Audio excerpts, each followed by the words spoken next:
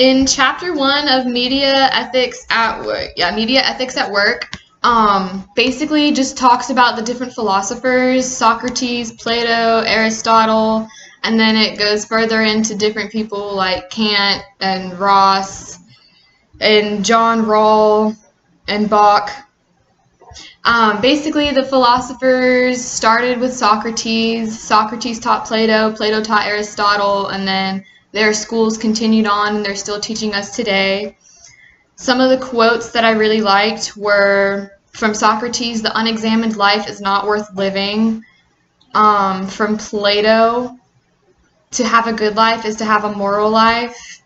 And from Aristotle, "Virtue is in the middle state between excess and deficiency." I think all three of those quotes are very relevant to their teachings as who they were.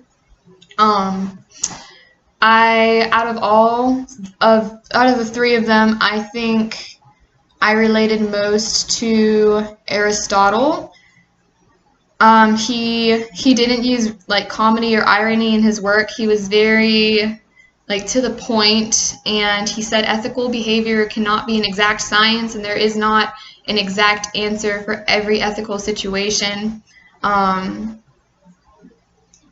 And I think that the two extremes that he was talking about with virtue being in the middle state is also very relevant with media today, because when you have a story, there's two ends of that spectrum that you can go on.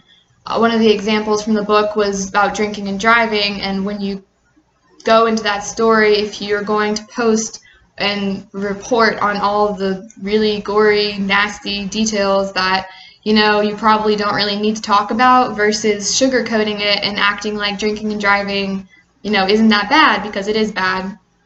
So there's a fine line and of that moral decision. I also did like Plato though, that he said with to have a good life is to have a moral life. And I also agree with him that humankind overall isn't morally good, and if given the chance, people do act immoral. I just think it's kind of like within ourselves, somewhere deep down, that's how we feel about it. I feel like I am going to be more ethical, and I can make more ethical decisions, thinking about not just myself, but putting myself in the shoes of someone else, using that veil of ignorance from John Rawls' Veil of Ignorance, and just putting yourself in the shoes of someone else to help make better decisions for everyone and not just yourself.